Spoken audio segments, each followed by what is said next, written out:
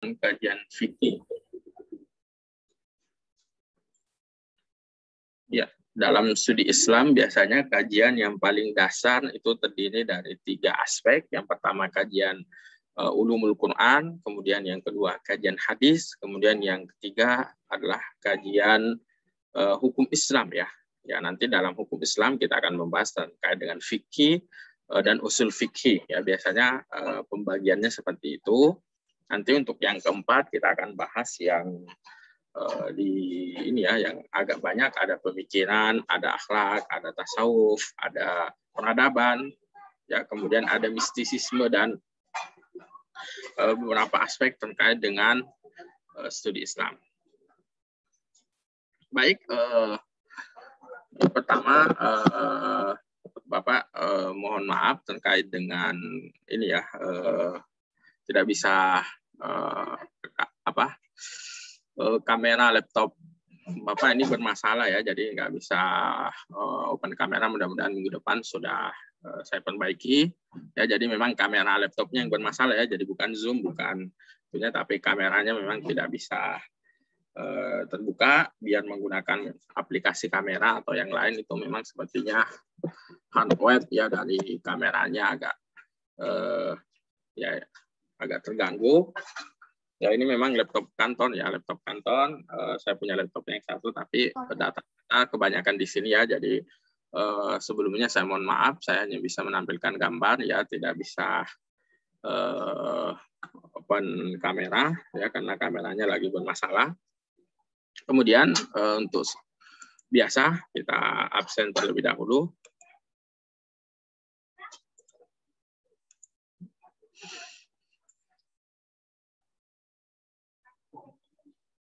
Ya, untuk UTS sudah Bapak cek ya, sudah masuk, tapi belum Bapak periksa, tapi sudah saya cek sudah diterima. Di depan tidak ada daftar ini ya, tidak ada daftar isi ya. Daftar isi enggak, Pak.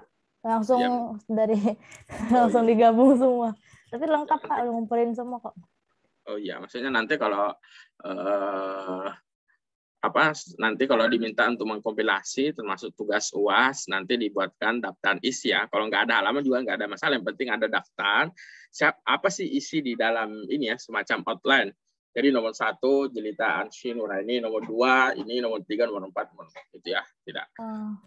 Ya, supaya memudahkan pembaca ya, berapa sih yang takutnya nanti ada yang kelewat ya, karena biasa ada yang kelewat, jadi nanti kita bisa cocokkan di daftar isi dan daftar itu ya. Iya, maaf ya Pak. Ya, nanti saya konfirmasi lagi siapa yang sudah mengumpulkan ya. Kalau sudah saya periksa. Baik, untuk pertemuan yang ke-9 kita absen terlebih dahulu ya. Ini pertemuan yang ke-9 ya. Pertemuan yang ke-8 belum saya input karena masih belum sudah saya terima tapi belum diperiksa ya. Baik, yang pertama Jelita Ansyi Nuraini. Hadir Pak. Jihan Sakhoya Primasari. Hadir Pak. Kaisa Lutfiah.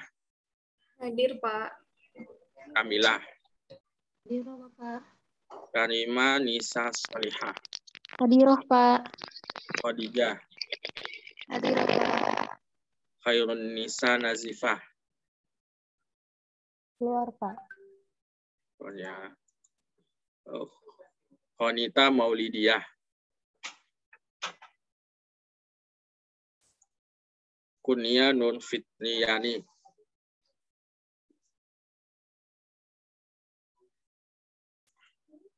Latifah Zahrani. Hadir Bapak. Baik. Lukil Maknun. Hadir Pak. Maharani Puspasuci.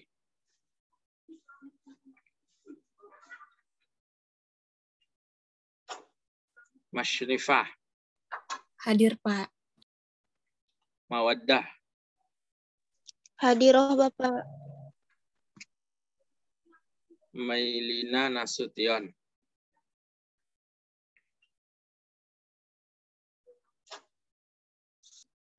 Mailnya cuti Pak. Iya.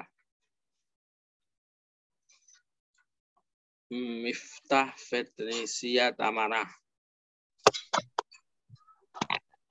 Hadir, Pak. Minhatul Maula. Hadir, Pak. Miyah Salsabilah. Hadir, Bapak. Munirah. Hadir, Bapak. Mutia Salma Habibah. Ada, Bapak. Mutiara Fitri Cahya Bunda. Hadir, Pak. Nadia Almas Farhanah. Hadir, Bapak. Nadia Tasya Muharrimah Saputra. Nadirah. Nadrah. Hadir, Bapak.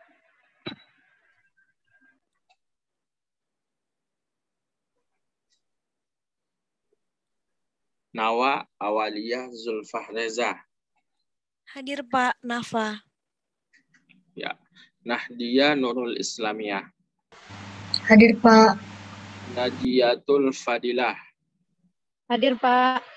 Nashwa Amelia. Hadir, Pak. Eli Nur Humairah. Hadir, Pak. Nelvi Rahmita. Hadir, Pak. Neng Astri Sofianti. Hadir, Pak. Neng Zenit Khairun Nisa. Hadir, Pak.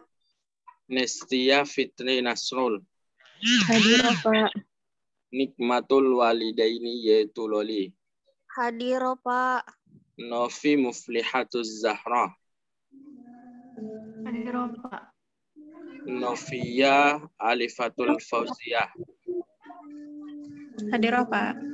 Nur Anissa. Hadir, Pak. Ya, baik. Bapak, maaf, wanita Bapak, Afwan. hadir, Bapak. Tadi wifi Tadi, keluar. Pak, Ya, Kurniana siapa? Fitriani juga, Pak. Nomor berapa? Nomor 9. Konita dan Kurnia, Pak. Kurnia Nur Fitriani. Ini hadir ya. Sama Konita. Iya, Pak. Terus siapa lagi? Konita. Di atas Konita, saya, Pak. Pak. Nomor 8. Atasnya tadi. Nomor 8. Ini ya. Iya, Bapak. Siapa lagi? Ada yang belum di absen?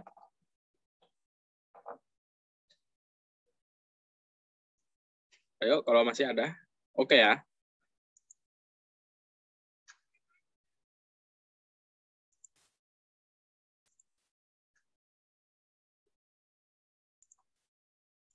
Baik, pada kesempatan ini ada kelompok 7, ada Munirah, Mutia, Salma Habibah, ada Nadia Almas Farhana, sudah bergabung semua ya?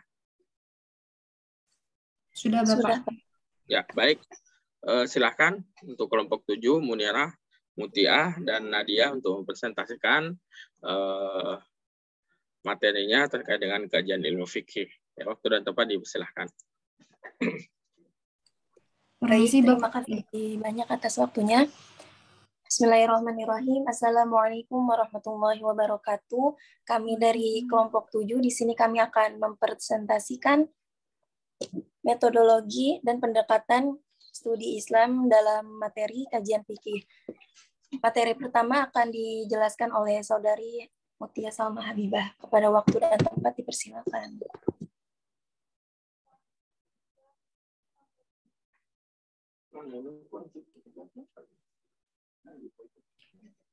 Mun boleh ke bawah, enggak? Udah di definisi.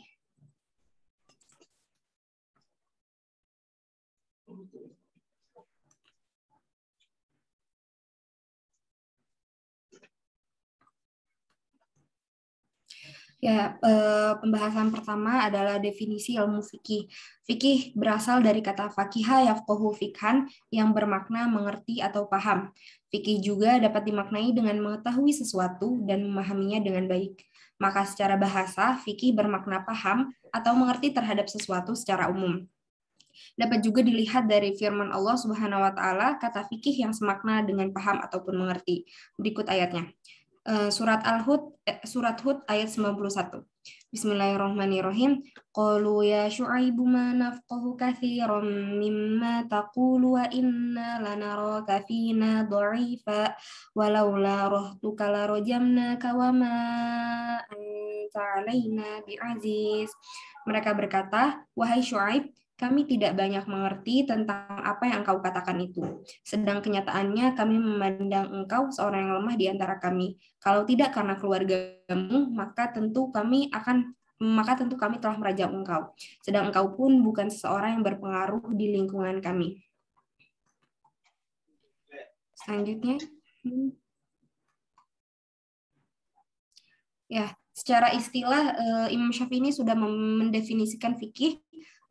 Pengertiannya adalah al-fiqhul ilmu bil ahkami syar'iyyah al-amaliyah al-muktasab min adallatiha at-tafsiliyah. Artinya, fikih adalah ilmu tentang hukum-hukum syariat dan pengamalan yang diperoleh oleh dalil-dalil yang terperinci. Jika kita rincikan kata per kata, maka yang pertama al-ilmu. Fikih ini adalah ilmu pada taraf asumtif. Kenapa? Jadi term ilmu ini terbagi menjadi dua. Ada ilmu yang pada tingkatan ada yang pada tingkatan yakin dan ada ilmu yang pada tingkatan asumsi. Karena ketentuan dalam fikih ini karena ketentuan dalam fikih ini dia digali dari asumsi-asumsi. Kedua, al-ahkam, yaitu bentuk jamak dari hukum, yaitu penetapan atau keputusan. Ketiga, asyariyah, dipahami dengan syariat.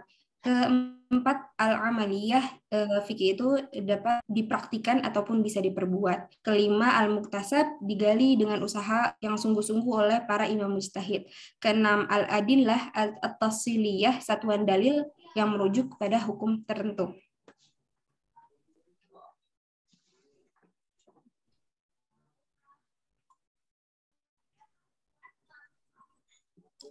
Dengan memahami beberapa penjelasan sebelumnya, kita pahami bahwa yang pertama, ilmu fikih ini adalah ilmu tentang hukum syarak.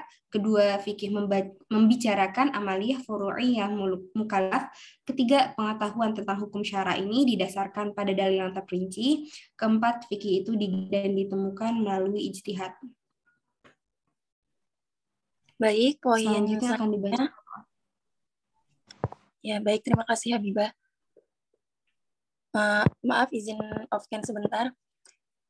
Bagian selanjutnya ini membahas tentang objek kajian ilmu fikih. Yang pertama ada objek material. Imam Syafi'i berpendapat bahwa jika mukallaf mengetahui ilmu hukum, ia dapat mengetahui perbuatan mana yang diperintahkan dan yang mana yang dilarang. Hasil pembahasan ini atau mahmulnya adalah salah satu dari 5 hukum, seperti perbuatan ini wajib.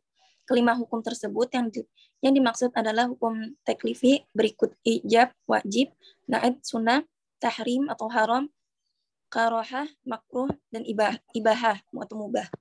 Pernyataan dari Syafi'i ini menyiratkan bahwa pokok bahasan dalam ilmu fikih adalah seluruh ajaran Islam. Dengan demikian, yang menjadi sasaran atau objek ilmu fikih adalah semua ajaran-ajaran Islam yang juga dibahas atau menjadi objek bahasan selain ilmu fikih.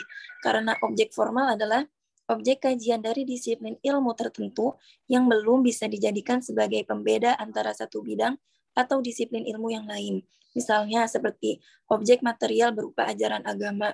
Karena ajaran agama bukan hanya menjadi objek material ilmu fikih, tetapi juga menjadi objek material ilmu-ilmu yang lain seperti ilmu tasawuf dan ilmu kalam. Yang kedua ada objek formal. Objek formal yakni sudut pandang dari mana subjek mempertimbangkan objek material. Setelah diketahui bahwa objek material fikih adalah ajaran Islam, maka ajaran Islam dari aspek apa yang dikupas atau dibahas oleh ilmu fikih itulah yang menjadi objek formalnya.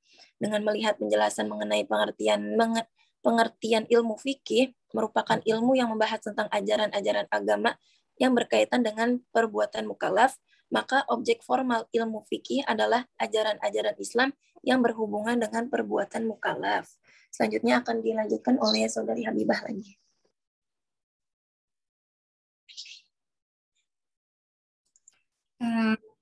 ruang lingkup pembahasan fikih. Jadi pembahasan fikih ini terbagi menjadi 2 bidang utama, yaitu bidang ibadah mahdhoh, yaitu pembahasan yang terkait hubungan manusia dengan Allah Subhanahu wa taala. Kemudian yang kedua adalah bidang muamalah yang dalam artian luas, yaitu aturan dalam kaitan interaksi antar manusia. Nah, yang pertama cakupan bidang muamalah ini membahas tentang yang pertama bidang ahwalus syakhsiyah, yaitu hukum keluarga. Kajiannya meliputi fikih munakahat, fikih mawaris, wasiat, dan wakaf.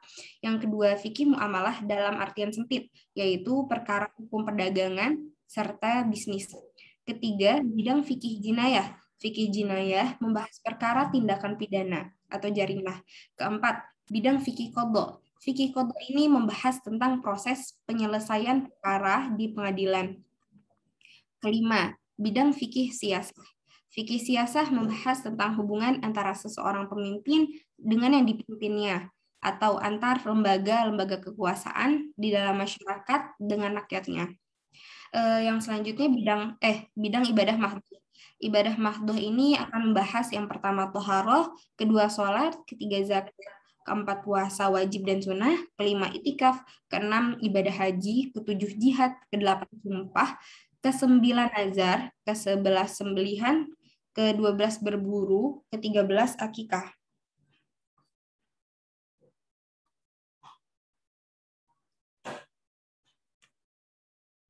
Selanjutnya akan dibacakan oleh Munirah. Selanjutnya model penelitian fikih itu ada 3 yang kita bahas di sini. Yang pertama model Harun Nasution, yang kedua model Nurje Khoilan, dan yang ketiga model Muhammad atau Mudahar. Yang pertama model Harun Nasution. Sebagai guru besar teologi dan filsafat Islam, Harun Nasution juga tertarik dengan hukum Islam. Penelitiannya di bidang hukum Islam terangkum dalam bukunya Islam Ditinjau dari Berbagai Aspeknya Jilid 2. Melalui kajian singkat namun mendalam terhadap berbagai dokumen hukum Islam dengan pendekatan sejarah, Harun Nasution memaparkan secara komprehensif struktur hukum Islam, mulai dari mengkaji ayat-ayat yang terdapat dalam kitab suci Al-Quran, latar belakang dan sejarah Islam mulai dari zaman Nabi hingga saat ini dengan beberapa mazhab di dalamnya, serta sumber hukum yang digunakannya dan konteks munculnya perbedaan pendapat. Selanjutnya model Noel J. Coulson. Noel J. Coulson memaparkan hasil penelitiannya di bidang hukum Islam dalam bukunya yang berjudul Islamic Law from a Historical Perspective. Buku ini diterjemahkan oleh Hamid Ahmad dan diterbitkan oleh Perhimpunan Pesantren dan Pengembangan Masyarakat Muslim atau P3M pada tahun 1987. Studi deskriptif analitis ini menggunakan pendekatan historis. Segala informasi tentang perkembangan hukum pada setiap periode selalu dilihat dari faktor sosial budaya yang mempengaruhinya, sehingga tidak ada produk hukum yang tercipta dari celah sejarah. Hasil penelitiannya disajikan dalam 3 bagian. Bagian pertama menjelaskan tentang pembentukan syariat, mengenai legislasi Al-Quran, praktik hukum pada abad pertama Islam, asal-usul fiqh sebagai mazhab pertama Imam Syafi'i, bapak fikih dan stagnasi yang akan datang. Bagian kedua membahas pemikiran dan praktik hukum Islam pada abad pertengahan. Ini membahas teori hukum klasik antara persatuan dan keragaman, dampak sekte dalam sistem hukum, pemerintahan Islam dan hukum syariah, masyarakat Islam dan hukum syariah. Dan yang bagian ketiga berkaitan dengan hukum Islam di zaman modern, berurusan dengan penyerapan hukum Eropa, syariah kontemporer, taklid dan reformasi hukum serta neo-ijtihad. Yang ketiga model Muhammad atau Mudhar. Untuk untuk menyelesaikan program doktornya di University of California, Amerika Serikat. Pada tahun 1990, Muhammad Atta Muzhar menulis disertasi yang memuat penelitian produk fatwa Majelis Ulama Indonesia dari tahun 1975 hingga 1988. Penelitiannya berjudul Fatwas of the Council of Indonesian Ulama, A Study of Islamic Legal Talk in Indonesia, 1975 sampai 1988.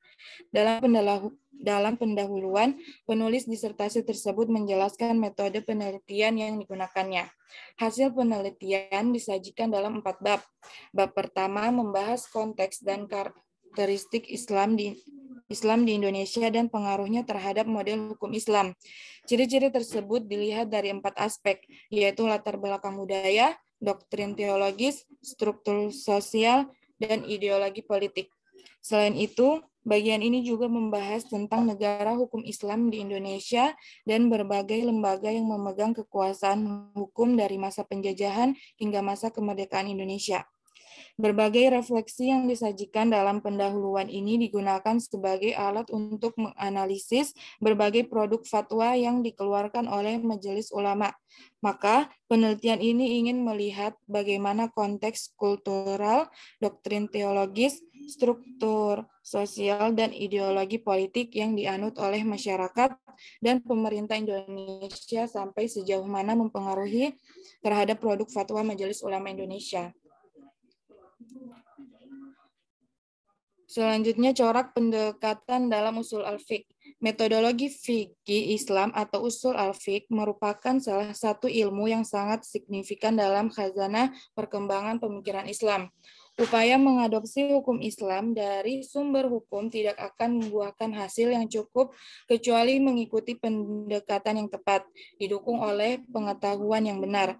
Ali Hasabullah mengakui bahwa ada 2 pendekatan istinbat yang dikembangkan oleh para ulama usul fiqh, pendekatan kaidah bahasa dan pendekatan pengenalan makna atau maksud syariah. Yang pertama, pendekatan bahasa. Sumber-sumber dasar hukum Islam, Al-Quran dan hadis dinyatakan dalam bahasa Arab. Untuk memahami hukum-hukum di dalamnya, mujtahid yang mempelajari hukum-hukum ini harus memahami sepenuhnya. Tidak masuk akal bagi seseorang yang tidak mengerti bahasa Arab untuk memaksimalkan penafsiran hukum Al-Quran dan hadis dalam bahasa Arab. Oleh karena itu, Al-Ghazali mengacu pada kaidah kebahasaan sebagai pilar usul fiqh. Hal ini memungkinkan mujtahid untuk mengeksplorasi hukum dan menariknya dari sumbernya.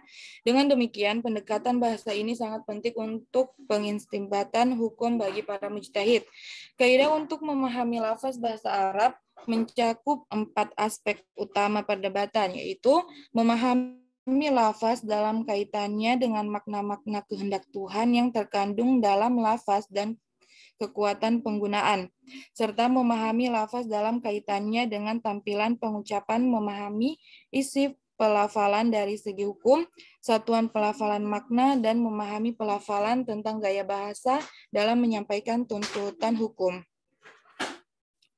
Hal pertama yang menjadi perhatian ulama usul fiqh adalah pengertian lafaz-lafaz dalam kaitannya dengan posisi lafaz-lafaz tersebut dalam nas. Dalam hal ini, ulama usul fiqh membaginya atas 2 bentuk, yaitu al-asma al-lughawiyah dan al-asma al-asyariyah.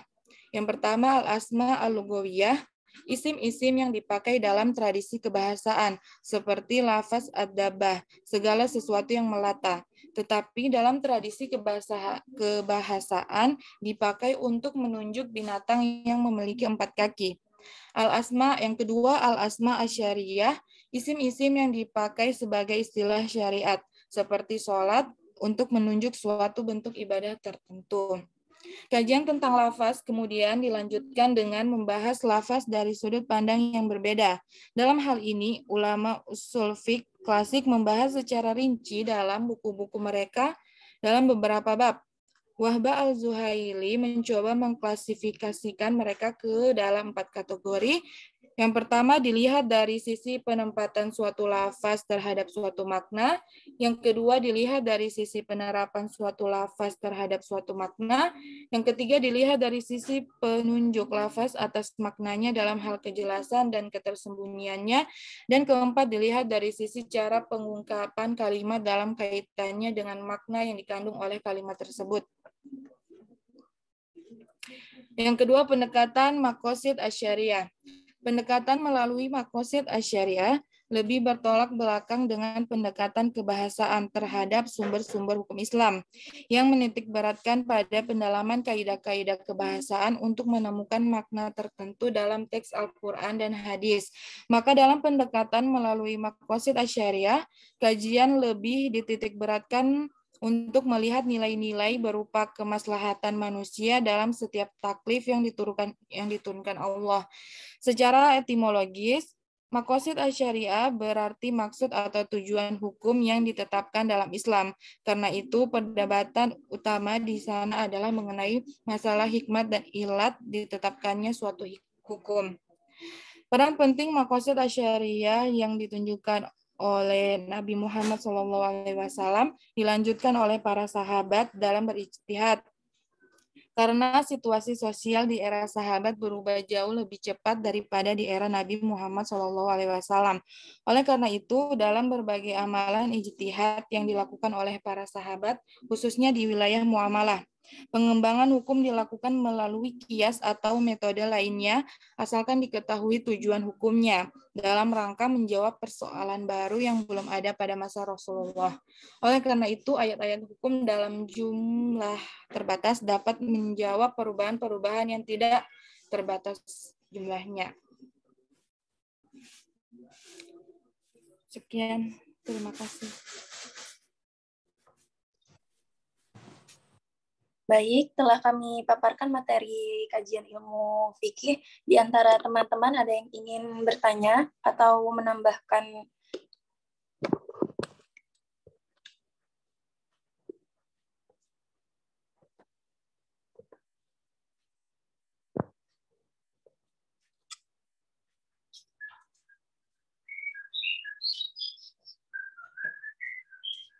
Apakah ada yang ingin ditanyakan, teman-teman?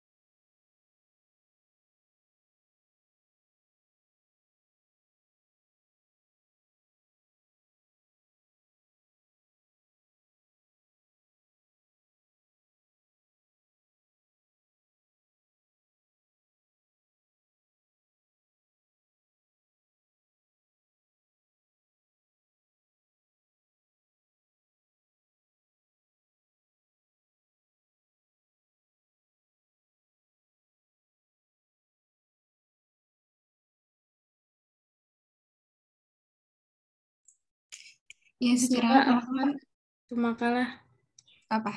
Siapa yang mau bertanya? Ya, saya Mutiara. Izin bertanya. Sebenarnya mau nanya ini aja sih yang ibadah mahdoh. Itu kan ada sampai 13 ya. Nah, itu kan dari ke-9 terus ke-11.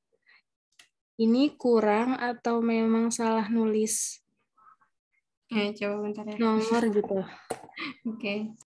Iya, kalau kurangnya apa, ibadah apa lagi gitu ya. Terima kasih Makalah.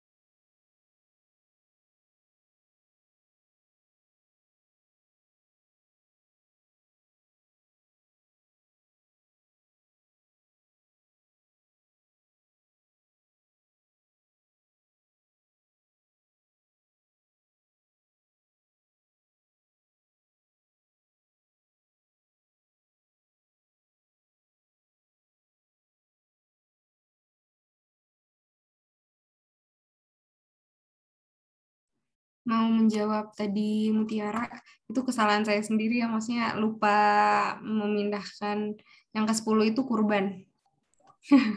Oh, berarti memang kurang gitu ya, bukan salah nomor gitu. Kurang yang ya. Ya, terima kasih Habibah. Ya, siap. Ada lagi teman-teman yang ingin bertanya atau masih memiliki kebingungan dari PPT atau makalah kami, boleh bertanya.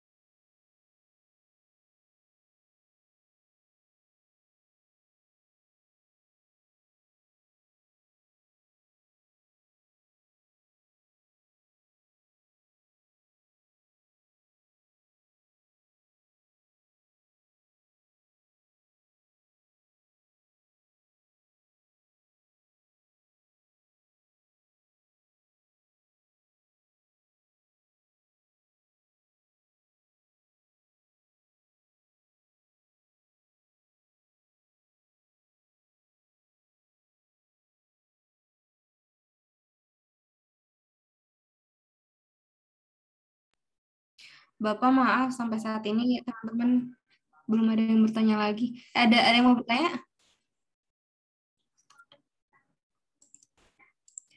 Boleh dilanjutkan oleh Bapak, Pak.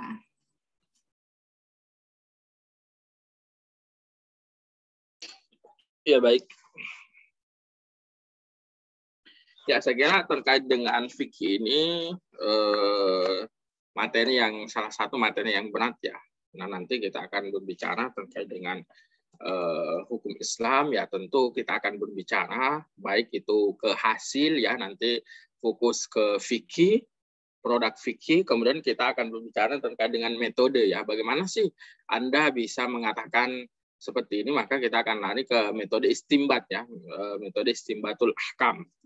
Ya, jadi memang agak rumit ya, karena nanti seluruh kaidah-kaidah, baik kaidah tafsir, kaidah kebahasaan, kaidah nahwu, kaidah sorok, kaidah ada nas, ada dilalah, kemudian ada indikasi-indikasi, itu semua digunakan untuk dapat menentukan hukum ya. Nah, metode itu biasanya terbagi menjadi dua. Baik, kalau saya kira teman-teman sekalian sudah membaca makalahnya semua ya.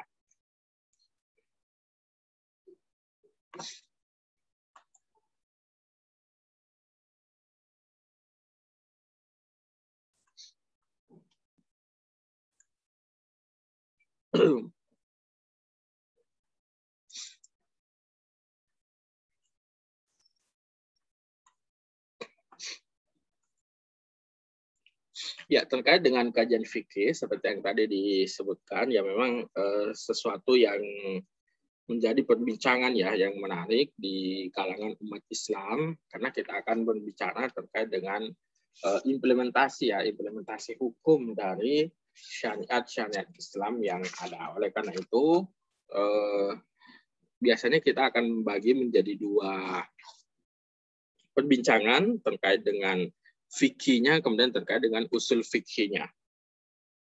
Ya, seperti yang teman-teman sekalian ketahui yang tadi disebutkan, setidaknya kita akan berbicara tentang tindakan mukallaf ya, orang-orang yang dibebani hukum agama. Nah, orang-orang yang dibebani hukum agama pada dasarnya seperti yang kita ketahui bersama dibagi menjadi 5 ya. Nanti kalau teman-teman sekalian belajar lebih detail, itu banyak yang membagi hanya 3, ada yang menambah menjadi 7 ya. Tapi secara umum mayoritas kita mengenal hanya 5 yang tadi sudah disebutkan.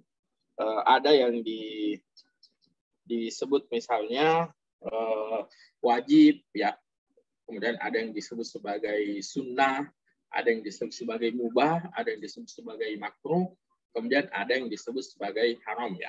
Ada istilah-istilah yang lain untuk menggambarkan poin-poin ini. Nanti kita akan jelaskan, kemudian juga terkait dengan hukum. Kemudian saya ingin menambahkan tadi sedikit terkait dengan pembagian hukum fikih. Ya, pada dasarnya hukum fikih itu secara global ya memang ada yang membagi hanya 2, tapi dapat diklasifikasi setidaknya menjadi 8 ya. Ada 8. Yang pertama, umumnya ulama fikih membagi menjadi 8. Yang pertama, hukum berkaitan dengan ibadah kepada Allah ya. Ini yang pertama. Nanti hukum yang berkaitan ibadah kepada Allah nanti kita akan bahas seperti sholat, puasa, zakat, dan haji ya. Dan ibadah-ibadah yang disebut sebagai seperti yang tadi disebutkan sebagai ibadah yang langsung langsung kepada Allah Subhanahu wa taala. Kemudian yang kedua, kita akan berbicara tentang hukum-hukum yang berkaitan dengan permasalahan keluarga. Nah, ada seperti nikah, ada talak, ya, ada masalah keturunan, nafkah. Nah, biasanya ruang ini disebut sebagai akhwal asyakhsiyah ya, atau kehidupan keluarga. Kemudian yang ketiga, ada juga hukum yang berkaitan dengan hubungan antar sesama manusia dalam rangka memenuhi keperluan masing-masing yang berkaitan dengan masalah harta, anak-anak, atau lebih umum disebut sebagai muamalah. Nah, kemudian yang keempat, ada hukum yang berkaitan dengan perbuatan atau tindakan pidana. Nah, disinilah nanti kita akan disebut sebagai jinayah dan ukubah ya, terkait dengan hukum pidana ya. Kemudian hukum yang berkaitan dengan penyelesaian sengketa antar sesama manusia ya. Nah, inilah nanti kita sebut sebagai ahkam al-qadha ya, hukum-hukum yang terkait dengan sengketa. Bentar ya.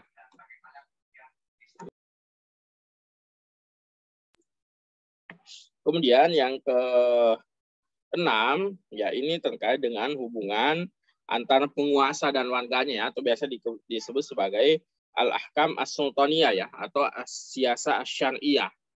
Nah, kemudian yang ke-7 ini biasanya disebut sebagai hukum yang mengatur antar negara ya dalam keadaan perang dan damai.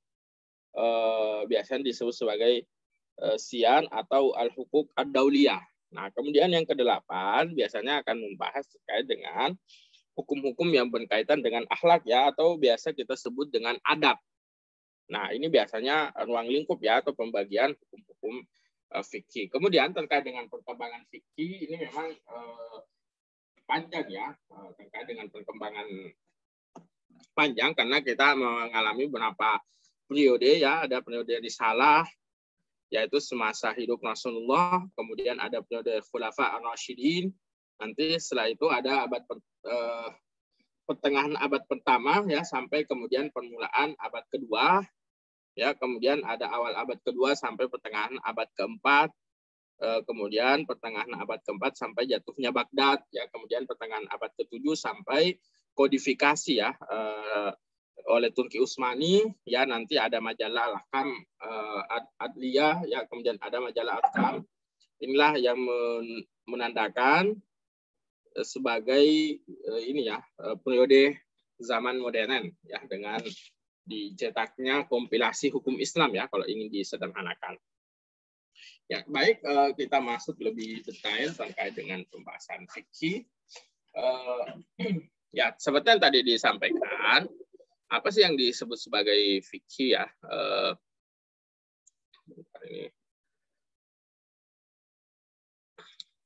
Iya, pada dasarnya ya ini memang banyak definisi ya, nanti kita tunjukkan. Biasanya yang paling umum itu al-ilm bil ahkam asy-syar'iyyah al-amaliyah al-muktasab min adillatiha at-tafsiliyah ya. Jadi pada dasarnya ada kata kunci dari dalil-dalil yang terperinci ya. Jadi kita harus memperincikan. Ya, salah satu contoh misalnya kenapa sih kita mengatakan sholat wajib? Ya, dalil-dalil itu yang harus dielaborasi, dieksplor dari sumber hukum Islam ya, baik itu Al-Qur'an, hadis, kemudian apa yang ditunjuk oleh keduanya. Nah, yang ditunjuk oleh keduanya ada yang disepakati, ada yang tidak disepakati ya. Ada ijma, ada qiyas, kemudian berbagai macam sumber hukum yang lain. Ada yang sifatnya disepakati oleh para ulama, ada yang tidak ya. Ya, nanti di situ kita akan bahas. Tapi semua sepakat bahwasanya sumber hukum itu adalah Al-Quran dan Sunnah ya. Ya, namun untuk sumber yang ketiga di sini memang terjadi perdebatan ya, karena dianggap semua sumber yang lain itu tidak bisa berdiri sendiri ya, tidak berdiri sendiri karena tidak disandarkan kepada Al-Quran, sehingga mengatakan ya sumber itu hanya dua. Ada juga yang mengatakan qiyas dan ijma bisa dijadikan sebagai sumber ya, nanti kita lihat perdebatan ya, seperti yang disebutkan bahwasanya sumber bisa diklasifikasi, ada yang disepakati, ada yang diperdebatkan ya. Nah, sumber yang disepakati adalah Al-Quran dan hadis ya, atau Al-Quran dan Sunnah. Adapun ijma dan qiyas dinyatakan sebagai sumber hukum oleh kebanyakan ulama ya, dinyatakan juga sebagai sumber hukum Islam. Sebagian ulama juga memandang ijma dan qiyas hanya sebagai alat penggali hukum ya, jadi bukan sebagai sumber hukum, karena dia hanya sebagai alat penggali hukum, bukan sumber hukum ya. Ya, jadi ini sebenarnya perdebatan klasik. Kemudian dalil-dalil hukum Islam yang diperselisihkan oleh ulama, ada yang disebut misalnya istihsan, ada al-maslahah al-munsalah, ada urf ya, ada saduz zara'i, kemudian ada ihtisab ya, kemudian syar'u man qablana, dan banyak lagi hukum-hukum yang lainnya ya, sehingga biasanya disebut sebagai sumber-sumber pokok ya, atau sumber primer, dan disebut sebagai sumber sekunder ya. Nah, biasanya seperti itu. Kemudian juga terjadi perbedaan-perbedaan dalam mengungkapkan dalil ya. Jadi kata kunci di sini kan saya ada warna merah ya. Nah, warna merah inilah nanti kita akan banyak membahas terkait dengan posisi dalil ya, adillah ya. Apa sih yang disebut dalil ya? Tadi sudah saya terangkan secara garis besar bahwasanya ya tentu kita akan merujuk ke Al-Quran dan Sunnah ya, atau Al-Quran dan hadis. Ya, kalau mau diperpanjang lagi Al-Quran dan hadis, dan apa yang ditunjuk oleh Al-Quran dan hadis. Ya, nanti di situ ada yang primer, ada yang sekunder. Kemudian untuk menjelaskan ini secara logik, maka di kata kunci di sini at-tafsiliyah ya, harus ada perincian. Kenapa sih misalnya disebut sebagai sholat ya? Sholat itu wajib. Kenapa? Ya, apakah hanya dengan aqimus sholah itu sudah menunjukkan menurut ulama fikih ini sudah wajib, atau seperti apa ya? Nanti dibuatlah kaidah-kaidah, ada kaidah usuliyah, ada kaidah fikhiyah ya. Jadi urutannya seperti itu teman-teman sekalian. Ya, kalau mau dilihat gambar ya, gambar secara sederhana dapat kita lihat seperti ini ya. Ini disebut di gambar ya, saya meng-capture dari Muhammad Aid Al-Qarni ya, salah satu ulama. Kemudian bisa kita rujuk ya, walaupun mungkin ada. Jadi urutannya bisa dilihat di gambar seperti ini. Jadi kita di poros tengah ini, disinilah yang disebut sebagai dalil ya, seperti yang tadi saya sebutkan ya, dalil. Nah, dalil ditinjau dari pembagiannya dapat disebutkan secara garis besar ada dua ya, ada muttafaq, ada mukhtalaf ya. Ya, seperti yang tadi disebutkan, ada yang disepakati ya, dan ada yang tidak disepakati ya. Nah, yang disepakati secara besar di sini ya. Iya, walaupun mayoritas juga menyebut ini yang disepakati ya. Tapi ada yang membedakan bahwasanya sumber itu hanya kitab dan sunnah, sedangkan ijma dan qiyas ini alat untuk menggali hukum ya. Untuk menggali hukum di Al-Quran dan Sunnah ya. Jadi ini perbedaan metode penafsiran saja, tapi ala kulli hal kita sesuai dengan tabel ini kita menyebut bahwasanya sumber hukum Islam ada kitab Al-Quran, ada Sunnah, ada ijma, ada qiyas. Ya, sekali lagi saya ulangi, sumber hukum Islam yang disepakati oleh para ulama pada dasarnya ada 4 ya, ada kitab, ada Sunnah, ada ijma, ada qiyas. Sedangkan untuk sumber-sumber hukum Islam yang terjadi perbedaan, ya biasanya terjadi perbedaan di sini tergantung skala prioritas ya. Ya seperti yang tadi saya sebutkan di bagian awal, ya ada hukum-hukum tertentu yang memang tidak disebutkan Al-Quran dan Sunnah. Nah, kasus-kasus yang tidak disebutkan seperti itu, kita mau seperti apa? Kan tidak disebutkan di Al-Quran dan juga tidak disebutkan di Sunnah ya, misalnya tentang perbankan modern, ya paling salah satu contohnya misalnya tentang hukum-hukum Islam kontemporer itu kan tidak dikenal di zaman dahulu ya. Karena memang, nah maka seperti apa? Nah maka inilah yang tadi disebut sebagai primer, inilah yang disebut sebagai sekunder ya.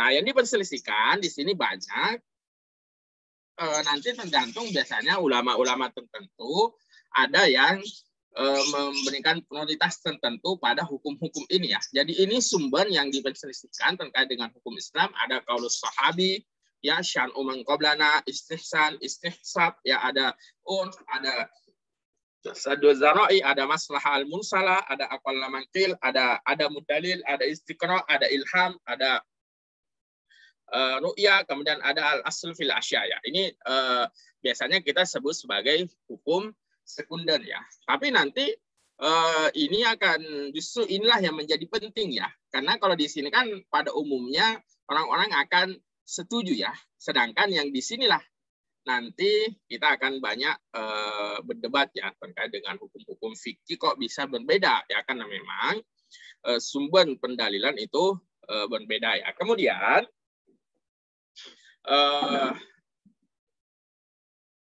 untuk proses, ya ini juga menjadi perdebatan ya. Untuk proses penggalian hukum, ya biasanya kita akan mengenal istilah, ada dia posisi sebagai mujtahid, ada sebagai muqallid ya. Ya, orang-orang yang memproduksi ya, atau merekonstruksi, mereformasi hukum-hukum Islam, kemudian ada yang sebagai muqallid ya. Muqallid ini ya biasanya diistilahkan orang-orang yang mengikut ya. Tinggal mengadopsi atau menggunakan hukum-hukum yang telah disebutkan. Nah, ini juga terkait dengan proses hasil atau proses terkait dengan pendalilan, biasanya ada yang disebut sebagai nasikh wa mansukh ya. Jadi ada dalil-dalil mungkin yang akan dihapus oleh dalil-dalil yang lain. Kemudian ada ta'arud wa tarjih ya. Nah, biasanya ini kompromi atau kita melakukan pemilihan ya, mana sih dalil yang lebih kuat ya, misalnya antara ada dalil mengatakan A, ada dalil mengatakan B ya. Kalau ta'arud biasanya kita mengkompromi apakah A dan B bisa digabung ya, itu ta'arud ya. Kalau at-tarjih biasanya memilih ada A dan B ya, tinggal dipilih dalil A lebih kuat mana kalau ditimbang dengan dalil B ya. Ya di sini tentu ada plus minus, nanti kita melihatkan ya. Kemudian ini sudah ya. Kemudian Selanjutnya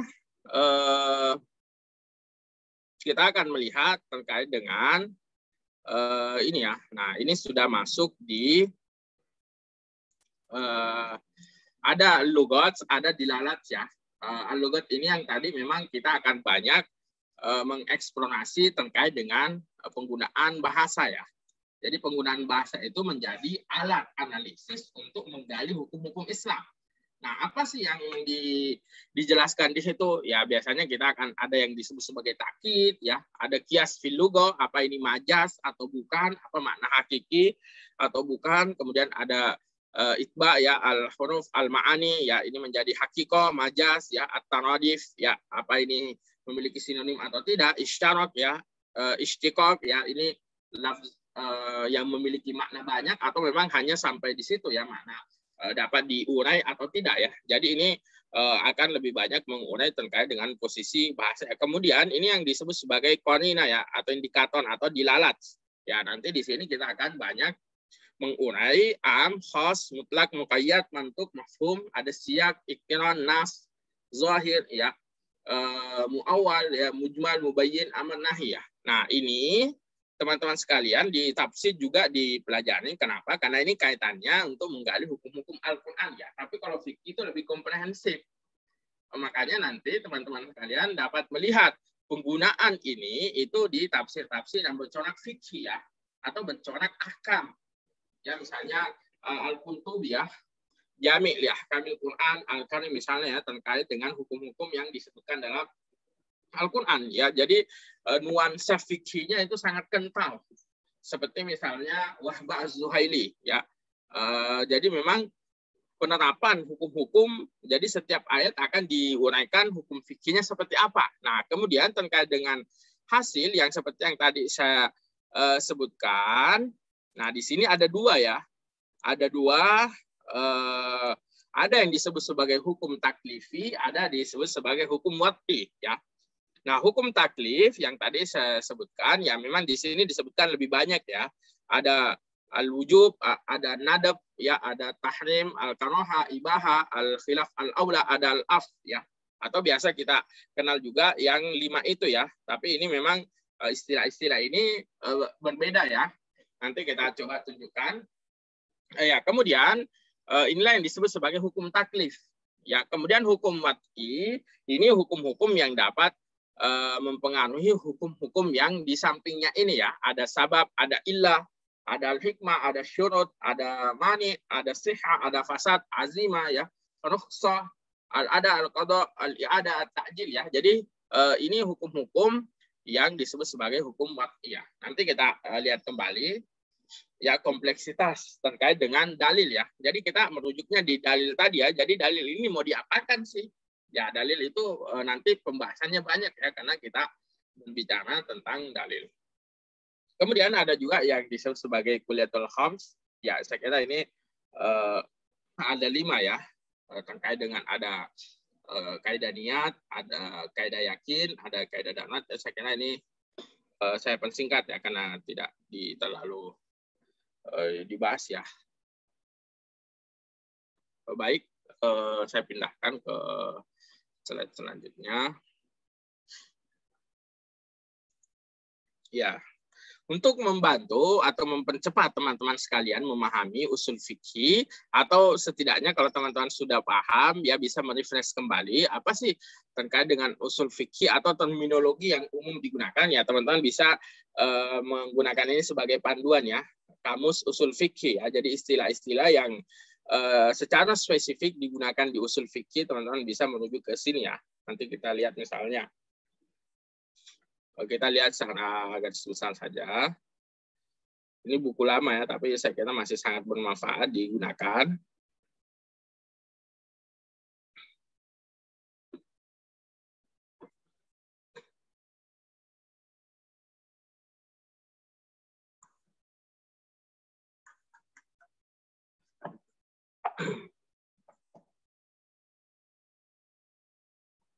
Ya. Jadi ini diurutkan secara alfabetis ya teman-teman sekalian. Jadi istilah-istilah fikih nanti yang teman-teman sekalian agak sulit nanti bisa dilihat ya di sini ya. Kita misalnya melihat dari huruf adat ya. Apa sih yang disebut sebagai adat ya? Nah, di sini agak lengkap ya karena dia mengungkapkan secara bahasa dan secara istilah ya. Misalnya dari kata ada yaudu ya, atau takrar ya, penulangan. Ya, disebutkan juga misalnya secara istilah seperti apa ya, urf ya. Inilah urf didefinisi para ulama fikih ya, di kalangan ulama fikih. Kemudian ada nanti kita akan istilah-istilah yang sukan ya, misalnya ali al-wujub, ya nanti ini ya terkait dengan ini terkait dengan warisan ya. Kemudian i'tiqadiyah ya. Kemudian ahkam as-sultaniyah yang tadi yang seperti saya sebutkan ya, masuk dalam fikih membahas tentang peradilan ya, misalnya penggugatan, urusan-urusan saksi, hukum jihad, rampasan perang, soal keamanan, khilafah, kekuasaan umum, gubernur, tentara, pajak, jizya ya. Ini disebut sebagai ahkam as-sultaniyah ya. Kemudian tadi yang disebutkan ya, misalnya Al-Quran sebagai sumber. Bentar ya, saya percepat. Ya, yang tadi yang banyak nanti kita akan bahas terkait dengan lafaz-lafaz yang seperti ini ya. Am ya, lafal yang menunjukkan yang mana sih ya? Ya, misalnya saya kasih contoh, misalnya dalam itu memudahkan. Sebentar ya, kita naik ke atas dulu.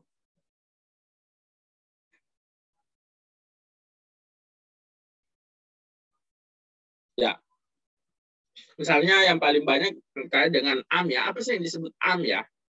Ya, kalau dalam terminologi bahasanya, ya suatu lafal yang dipakai untuk menunjukkan kepada satuan-satuan yang tak terbatas ya, dan mencakup semua satuan-satuan itu ya. Huwa lafzul wudi'a lidalah alal afrad ghairi mahsurin ala sabilil istiqraqi wasyumul ya. Nah, ini disebutkan ya, atau banyak ya, meliputi nanti kemudian disebutkan ya lafal-lafal, kemudian contoh-contoh ya, contoh lafal am ya, misalnya innal insana lafi khusr ya, kemudian lafal-lafalnya seperti apa ya. Nah, jadi memang agak ribet ya, karena kita akan apa sih lafal-lafal yang menunjukkan am ya, biasanya kullu atau jami ya. Ya, contoh misalnya hadis riwayat Bukhari, kullu ra'in mas'ulun an ra'iyatihi. Ya, berarti setiap pemimpin ya, berarti ini menunjukkan umum. Ya, boleh juga misalnya am dengan ma'rifat ya. Ya, wasaniku wasaniqatu ya. Wazaniyatu wazani ya. Boleh juga. Jadi dia am dengan alif lam ya. Atau juga misalnya bentuk jamak. Ya, jadi inilah yang akan banyak digunakan ya untuk, dan ini memang sangat terkait dengan tafsir ya, sehingga tafsir-tafsir klasik itu lebih banyak menggunakan tentang seperti ini ya, teman-teman sekalian. Isim isyarat ya, kemudian man, ma, aina ya. Ini isim nakirah ya, jadi memang akan tidak bisa dipisahkan dari kaidah-kaidah yang seperti ini ya. Nanti lafal am ya, kemudian amar ya. Ya, apa sih jenis-jenis amar di sini ya? Ya nanti itulah yang dibahas di kaidah usuliyah ya. Kalau yang tadi di slide sebenarnya itu kaidah fikih ya. Ada kaidah usuliyah, ada kaidah fikih. Nah, kaidah usuliyah itulah yang misalnya menyebutkan al-amru lil wujub ya, misalnya asal muasal dari perintah itu menunjukkan kewajiban ya. Jadi misalnya kalau ada fil amr dalam Al-Quran, berarti pada dasarnya itu adalah perintah ya, yang menunjukkan adanya wajib, kecuali ada koordinat indikasi yang menunjukkan pengkhususan ya, atau menunjukkan yang lain. Ini banyak amar dan seterusnya, nanti teman-teman bisa ya, amar dari segi dilalahnya ya, seperti yang tadi disebutkan, ada amar yang berfungsi untuk menganjurkan ya. Jadi tidak semua perintah pada dasarnya itu akan menunjukkan kewajiban ya, tapi ada yang bersifat an-nadab ya, atau biasa disebut juga sunnah. Cuma ulama fikih biasa lebih senang menggunakan istilah seperti ini. Misalnya fakatibuhum in alimtum fihim khaira ya. Dianggap ini adalah perintah untuk menganjurkan ya, atau ada juga yang berupa irsyad ya. Misalnya wastashhidu syahidaini min rijalikum ya. Kemudian ada juga yang berupa ibahah ya, menyatakan kebolehan, kulu washrabu ya. Ada juga yang berupa at-tahdid ya, i'malu ma syi'tum.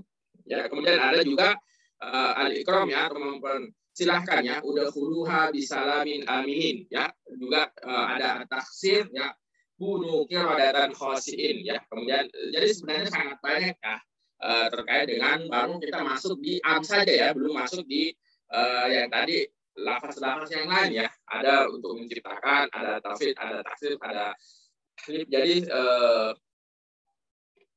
ya, kemudian amar beserta sigot-sigotnya ya. Jadi sigotnya banyak, nanti teman-teman kalau ini bisa baca sendiri ya. Saya hanya mereview bahwasanya memang panjang ya, tapi kalau teman-teman tertarik nanti bisa dibaca ya. Misalnya ini ya, mana sih ya yang menjadi sigot dari amarnya itu yang mana ya, nanti dijelaskan di sini ya, teman-teman bisa lihat ya, bentuk fi'il amar ya, fi'il mudhari ya, kemudian isim fi'il amar ya, boleh ya, masdar pengganti fi'il amar ya, jumlah khabariyah ya. Ini semua dikaji satu persatu untuk dapat menunjukkan koordinatnya ini seperti apa ya. Jadi memang sangat luas, sehingga ya nanti teman-teman sekalian bisa mengelaborasi ya, misalnya tafsir ahkam ya, atau tafsir-tafsir yang bercorak fikih, bercorak hukum ya, tidak usah banyak ya, tapi misalnya hanya satu surah saja atau satu pembahasan saja ya, misalnya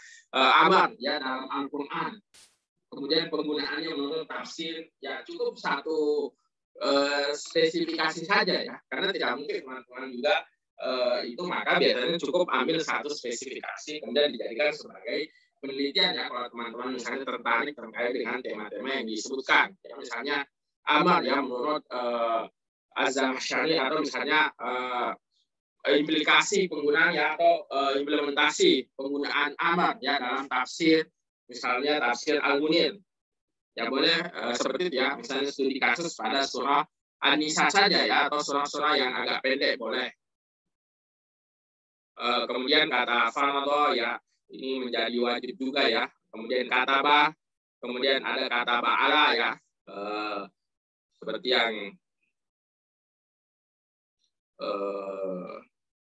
sering ya, misalnya kutiba alaikumusiyam ya, kata ba'ala ya, kemudian memakai kata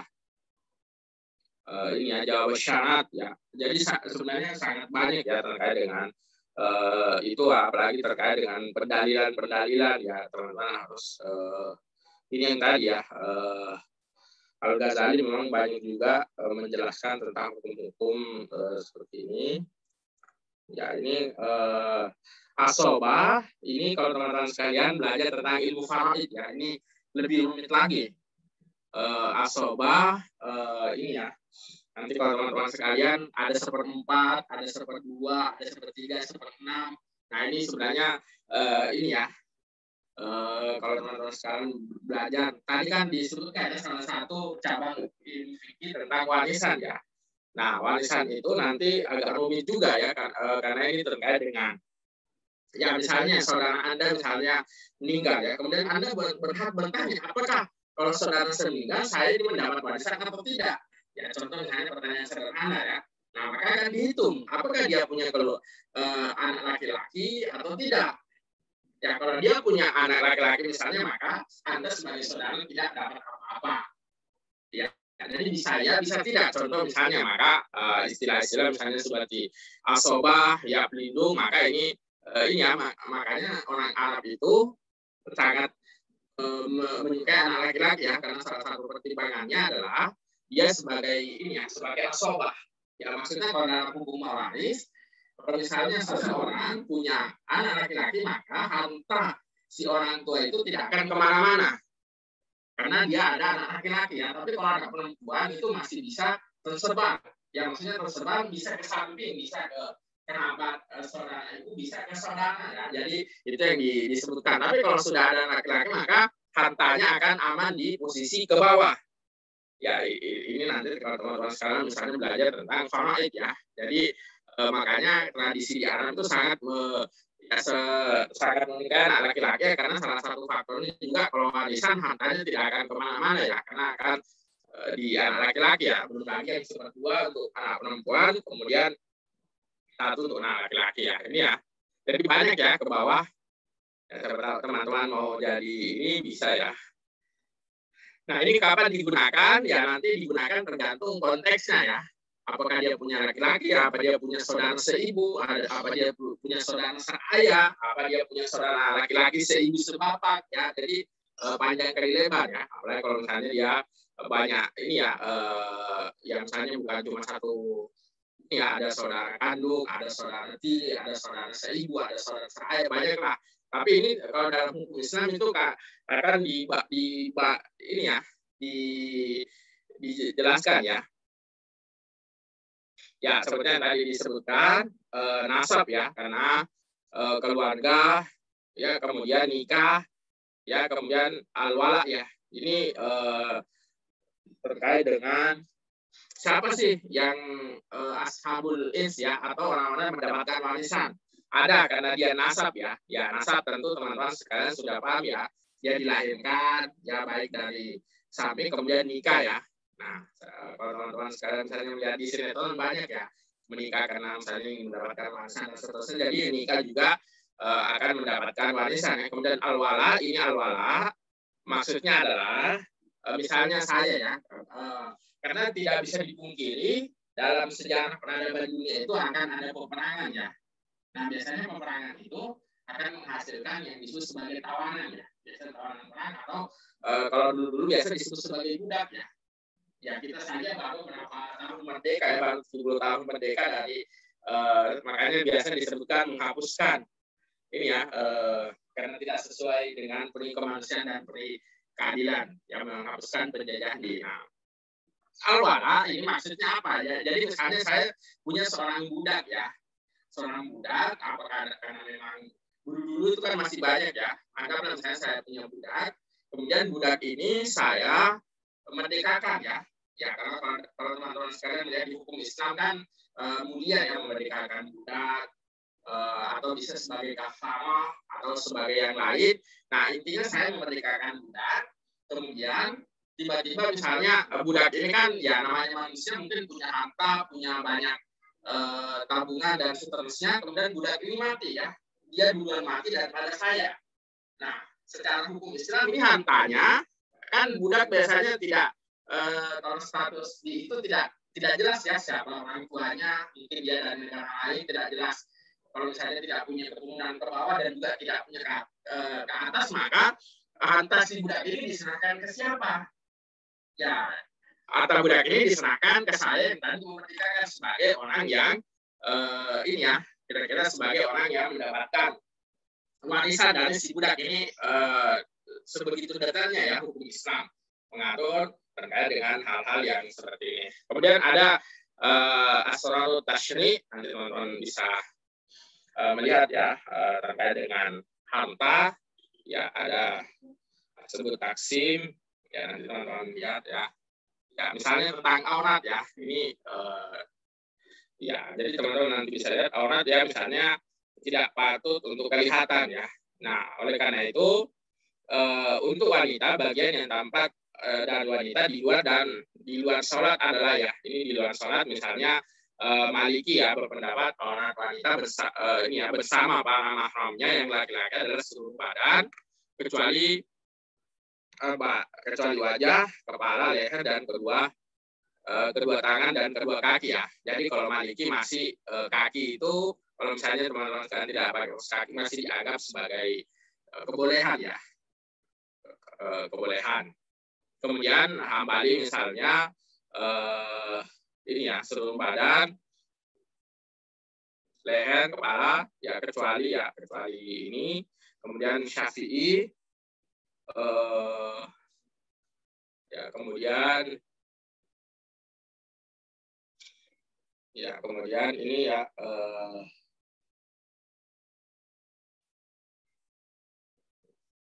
ya ini juga dibahas ya, misalnya orang-orang yang ini ya, yang tidak ada karena mabuk, ya ada karena safar, keliru, main-main.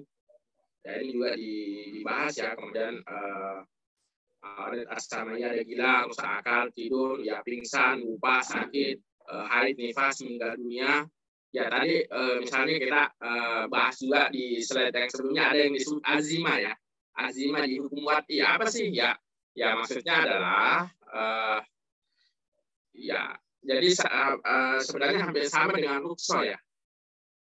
Rukso tapi dia lebih spesifik lagi ya. Cuma dia tidak bisa. Kemudian ini kita masuk di huruf B ya, batal bid'ah ya, misalnya apa sih yang disebut sebagai bid'ah ya, misalnya ahli usul, kemudian fuqaha, kalian bisa lihat ya. Kemudian dalalah ya, ini yang paling sering ya muncul. Apa sih yang disebut sebagai dalalah ya? Ada petunjuk menunjuk kepada sesuatu yang dimaksudkan ya. Nah, nanti dilihat ya, ada mantuk syar'i, ada yang bensori, ya ada mafhum. Nanti teman-teman bisa lihat sendiri bahwasanya memang sangat luas ya kalau kita membahas terkait dengan fikih. Ya, tapi mau tidak mau kalau teman-teman sekalian misalnya kalau mengambil pendekatan ini sebagai kajian ya, maka banyak-banyak mengelaborasi atau membahas tentang sepertinya tidak usah semua, tapi hanya satu sub saja misalnya ya, tentang pengharaman hamal misalnya, atau tentang kewajiban sholat. Bagaimana sih misalnya sholat itu bisa dipahami wajib ya, atau misalnya hukum-hukum tertentu, teman-teman sekalian bisa lihat ya, ini sangat banyak. Ada mafhum mukhalafah ya, kita persingkat. Ada di lafziyah ya, nanti bisa lihat.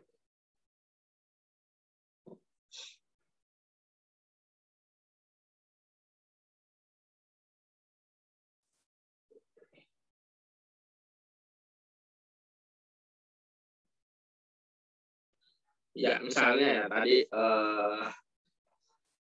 tentang hukum-hukum ini ya, tentang buku-buku induk misalnya terkait dengan pemerintah ya, ada Akam As-Sultaniyah ya, Abu Ya'la Al-Fana, kemudian ada Al-Mawardi, ada Siasat Syariah Ibnu Taimiyah, ada juga Turuqul Hukumiyah ya Ibnu Qayyim. Ini kitab-kitab babon ya, terkait dengan pemerintahan ya. Biasa orang berdebat apa sih, apa misalnya khilafah wajib atau tidak ya. Ya contoh misalnya kalau teman-teman sekalian misalnya melihat karya Ibnu Taimiyah, Ibnu Qayyim atau ulama-ulama yang lain sebenarnya memposisikan khilafah itu sebagai media saja ya. Ya media. Cuma berbeda kalau teman-teman sekalian memposisikan khilafah itu sebagai tujuan ya. Implikasinya akan berbeda. Kalau kita mengatakan hanya media, maka kalau sudah ya orang bisa sholat, orang bisa melaksanakan hukum walaupun misalnya tidak sempurna, maka itulah yang disebut sebagai ahli akil ya. Orang-orang sudah bersepakat untuk mengangkat misalnya demokrasi seperti di Indonesia, sehingga itu menjadi kesepakatan ya, sehingga tidak perlu diganggu gugat ya. Kalau teman-teman misalnya lihat di Ibnu Taimiyah, Ibnu Qayyim yang mengatakan seperti itu ya, jadi tidak perlu dipermasalahkan. Tapi berbeda kalau misalnya khilafah itu dijadikan sebagai tujuan ya. Ya jadi memang otomatis akan menjadikan negara sebagai musuh ya, nation state. Apalagi setelah kita Perang Dunia Kedua, dulu kan sebelum Perang Dunia Kedua masih terpecah-pecah ya, belum berbentuk negara bangsa. Nah nanti setelah PBB sudah negara, sudah ada bendera, sudah ini, maka otomatis ingin mengganti negara dengan khilafah ya, otomatis akan menjadi musuh negara ya. Walaupun mungkin niatnya bagus ya. Jadi kira-kira seperti itu. Nah ini kita teman-teman sekalian bisa lihat ada Fanul Adab ya, seperti yang tadi disebutkan, ada khilaf ya, Fanul Khilaf, banyak ya, ada fakih, ada di sini banyak ya istilah-istilah terkait dengan ini. Nanti teman-teman bisa lihat sendiri terkait dengan istilah-istilah yang memang digunakan di usul fikih ya. Ta'arud ya, apa sih beda misalnya ta'arud dengan kias, ada 2 dalil yang bertentangan dan seterusnya. Ya, seperti itu. Kemudian terkait dengan ini, tadi sudah diperlihatkan terkait dengan kajian fikih ya. Terakhir, bagaimana sih misalnya kajian-kajian ya? Jadi dulu ya, di zaman dulu ya, atau tidak terlalu jauh di zaman 90-an, prodi ilmuwan penahan dan tafsir itu berada di syariah ya. Ya, dulu seperti itu, tapi sekarang sudah berganti di bawah Fakultas Usuluddin tersendiri ya. Ya, dulu itu. Nah, untuk sekarang prodi-prodi yang berada di bawah hukum syariah ya, atau hukum Islam dan syariah ini ya, ada perbandingan mazhab dan hukum. Ya, biasanya membandingkan, kemudian yang tadi ahwal asyakhsiyah ya, hukum keluarga Islam. Karena ini kalau di Indonesia kan ada kompilasi hukum Islam ya. Ya, ini menjadi penting juga bagaimana sih nanti endingnya akan menjadi hakim. Ya, bagaimana sih kalau orang cerai, bagaimana sih kalau orang talak, bagaimana sih warisannya, siapa yang anaknya ya. Ya, saya kira ini bagaimana sih definisi sakinah ada dalam keluarga ya, bagaimana mempertahankan keluarga muslim. Ya, ini panjang kali lebar juga ya, karena mengatur tentang orang ya, orang yang nanti ke pengadilan ya, apalagi di zaman pandemi ini banyak ya, teman-teman bisa melihat kok tambah banyak misalnya orang yang mengajukan cerai dan seterusnya. Kemudian ada jinayah, hukum pidana Islam, muamalah Islam, ilmu hukum, ada siasa ya, hukum tata negara ya, walaupun ini masih umum ya, tapi kalau di bawah fakultas syariah ya tentu. Kalau kita di IGI, kita fokus di ekonomi Islam dan hukum ekonomi syariah ya. Teman-teman bisa lihat, walaupun tidak spesifik yang tadi seperti saya sebutkan ya. Jadi ada kecenderungan prodi-prodi itu dibagi seperti yang tadi saya sebutkan di awal ya, ada 8 pembagian ya. Nah, ada juga terkait dengan hukum pidana Islam. Ini yang tadi saya sebutkan juga. Jadi kalau dibagi hanya zakat dan itu sepertinya terlalu sempit ya. Jadi biasanya dibagi ada khusus nanti yang negara itu nanti bergabung dengan ilmu politik misalnya, kemudian jinayah bergabung dengan ilmu hukum, kemudian juga ilmu ekonomi syariah dan seterusnya. Karena sebenarnya Islam itu seluruh aspek kehidupan. Nah, contoh misalnya ya, kita lihat seperti apa sih judul-judul yang mengambil tema-tema seperti ini. Ya, misalnya ya, pelaksanaan pilihan bentuk kelembagaan Baitul Mal wa Ta'mil ya, BMT. Ya, ini ya, kemudian kesenja, ini sebentar ya, saya ganti tahunnya supaya ya, contoh misalnya ya, rekonstruksi pembiayaan bermasalah dalam akad murabah ya. Berarti kalau dalam ekonomi syariah ya, maka hukum-hukum yang banyak dipakai itu ya seperti yang tadi saya sebutkan, bagaimana sih mengistimbat hukum tentang riba ya. Kan intinya di ekonomi syariah itu riba ya. Riba, kemudian akad-akad ya, ada mudharabah, murahabah. Kemudian setelah itu nanti menggunakan urutannya mulai dari sunnah ya, kemudian hadis ya, nanti sumber primer ya, nanti setelah itu fatwa negara, fatwa DSN, fatwa MUI dan seterusnya. Jadi kalau dalam bentuk lapangan biasanya penelitiannya sudah seperti itu ya, bermasalah dalam akad murahabah pada Bank Negara Indonesia Syariah ya, misalnya penerapan kesesuaian praktek penerapan mukna ya dengan fatwa nomor sekian ya, hak cipta dan seterusnya. Jadi ini penelitian lapangan ya, penelitian lapangan mereka ke lapangan ya. Di kita sebenarnya sangat banyak juga ya kalau terkait dengan IGI, karena kita ada 2 program studi ya, syariah dan ekonomi Islam, ada pasca sarjana ya. Kalau yang pasca sarjananya kita ada ekonomi syariah ya. Ekonomi syariah ya, judulnya seperti ini ya, misalnya akad pembiayaan istisna ya dan implementasinya. Misalnya ini ya, penerapan nilai-nilai maqasid syariah pada undang-undang pengelolaan zakat ya. Ya, aplikasi kaidah hal al-ibrah bisyak al-uqud ya. Jadi biasanya kalau dalam ya misalnya bank asing dilihat dari sisi agama serta kaitannya dengan hukum rodoa ya. Ya, contoh misalnya ya. Jadi tentu teman-teman sekalian bisa menguraikan ini kalau paham yang tadi dasar-dasar yang saya sebutkan ya. Bagaimana sih Bang ASI kan ASI istilahnya dalam bentuk bank belum ada ya. Yang ada disebutkan misalnya wal walidatu yurdi'na auladahunna haulaini kamilain itu implisit atau eksplisit disebutkan dalam Al-Qur'an ya tentang hukum persusuan kan.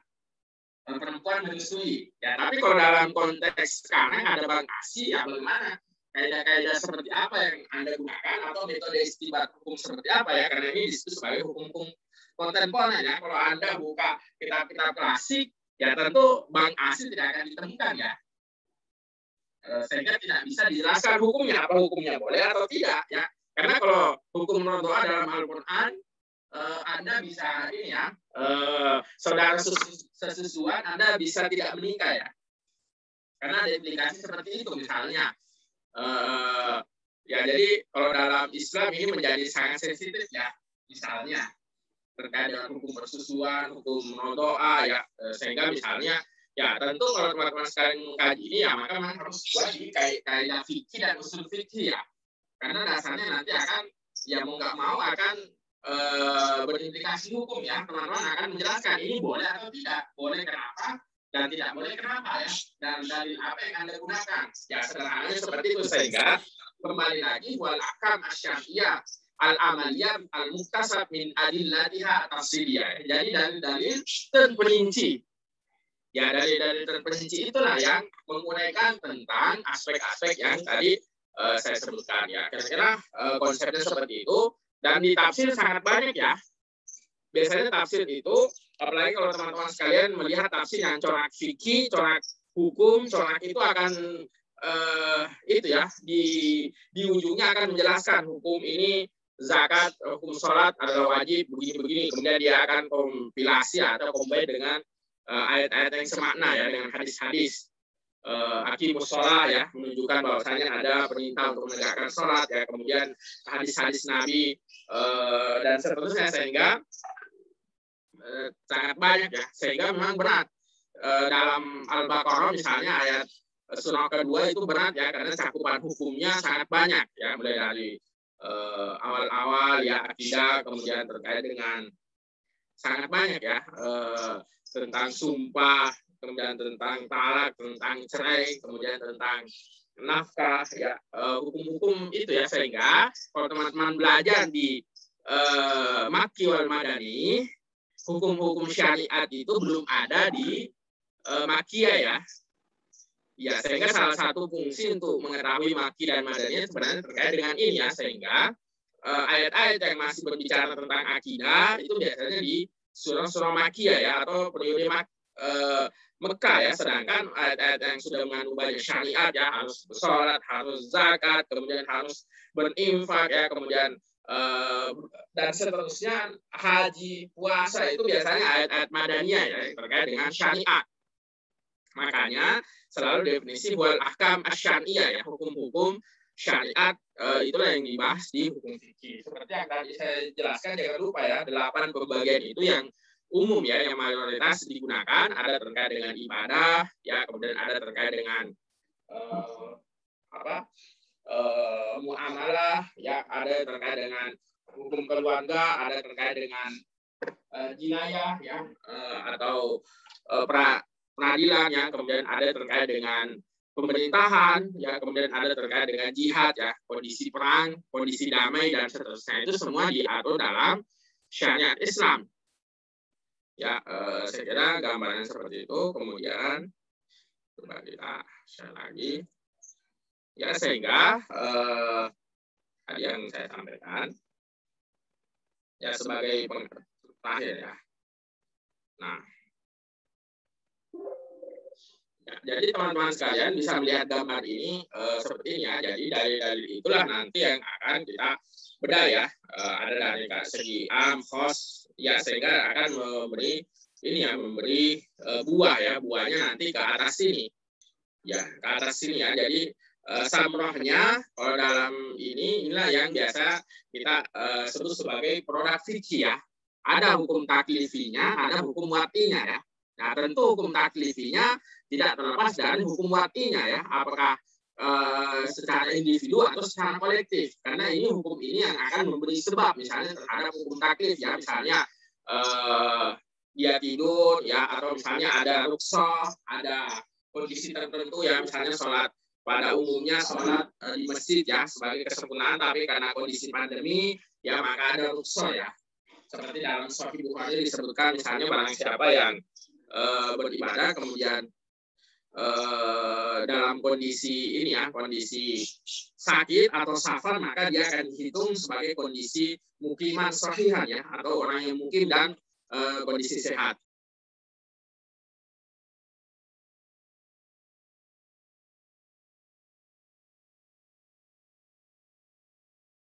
Ya, jadi saya kira ini salah satu tabel ya bisa teman-teman sekalian. Jadi intinya nanti di bagian atas ini ya, kalau kita berbicara fikih, tapi kalau teman-teman berbicara usul fikih, ya maka teman-teman akan lebih banyak mengeksplor tentang kaidahnya ya, akan ditanya kaidahnya. Tapi kalau berbicara produk fikih, hukum fikihnya akan ditanya tentang buahnya ya.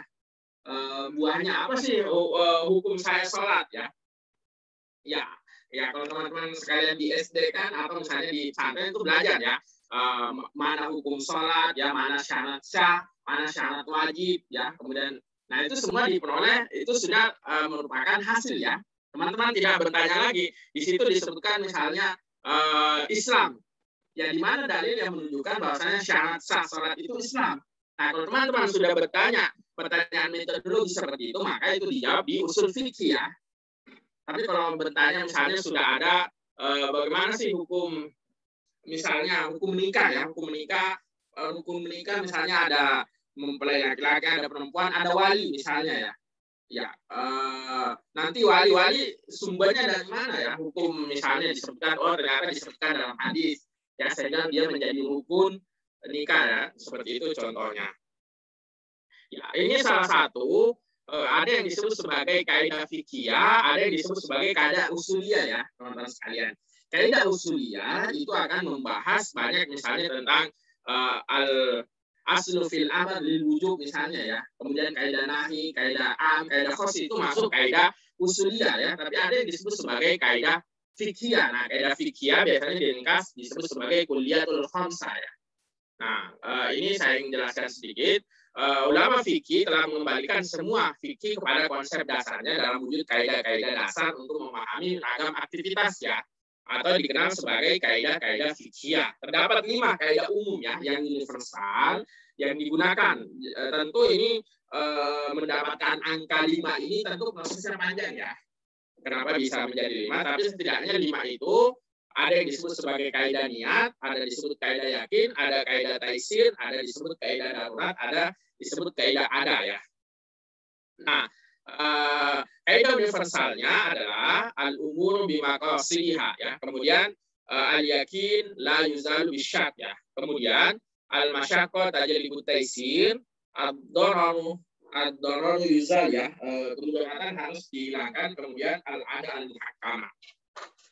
5 inilah yang disebut sebagai kulliyatul khamsah ya, atau sebagai kaidah universal terhadap kaidah-kaidah fikihiyah. Nah, penerapannya seperti apa ya? Misalnya kaidah niat ya, al-umur bimaqasidiha. Apa sih dasar hukumnya ya? Maksudnya adalah dalam kaidah fikih, niat terkandung dalam hati seseorang ya untuk menentukan nilai dari status hukum ya. Apakah dia ibadah atau kebiasaan? Contoh misalnya teman-teman sekalian, mencuci tangan ya. Yang mencuci tangan dengan niat mencuci tangan ya tentu itu beda. Kalau teman-teman sekalian mencuci tangan dengan niat berwudu ya.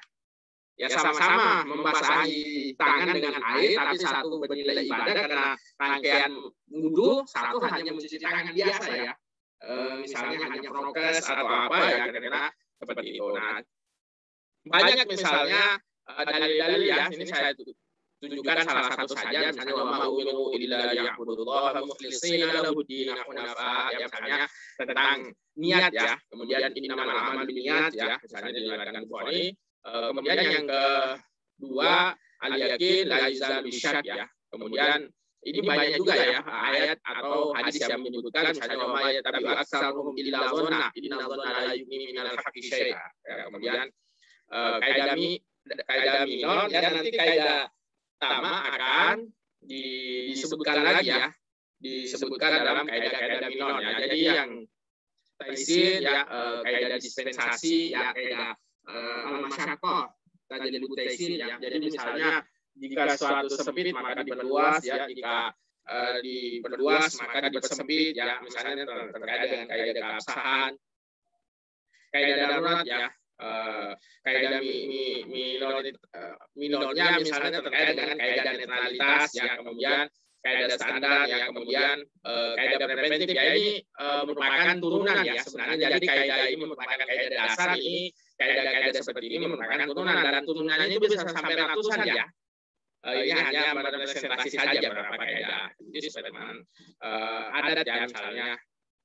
Ya ini saya kira ini catatan-catatan terkait dengan ilmu fikih ya, memang banyak ya. Nanti teman-teman sekalian akan merasakan sendiri kalau misalnya banyak berinteraksi dengan kitab tafsir ya. Kalau kitab tafsir biasanya hanya fokus terkait dengan Al-Qur'an ya. Ya, tapi kalau kita sudah berbicara fikih dan usul fikih, maka tentu seperti di awal kita sumbernya Al-Qur'an dan hadis ya. Dan apa yang ditunjuk oleh keduanya, ada yang disepakati, ada yang tidak ya, sehingga teman-teman sekalian jangan menjadi ingkar sunnah misalnya ya. Sehingga untuk mengeksplor dalil-dalil hukum usul maka tidak hanya menggunakan Al-Qur'an ya, tapi juga menggunakan hadis ya teman-teman sekalian, sehingga nanti tentu sub dan cabangnya akan lebih banyak. Kemudian terkait dengan makalah ya, masih ada 2 menit. Makalah ya, ini nanti penulisan daftar isi, daftar pustakannya diperbaiki ya.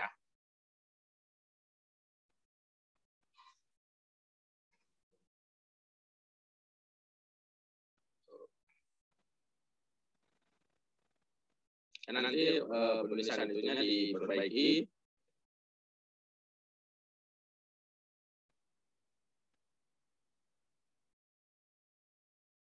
Saya kira cukup, mungkin masih ada pertanyaan. Kalau ada silakan. Ya nanti untuk kamu saya kirim ya, silakan di teman-teman sekalian baca sendiri terkait dengan itu.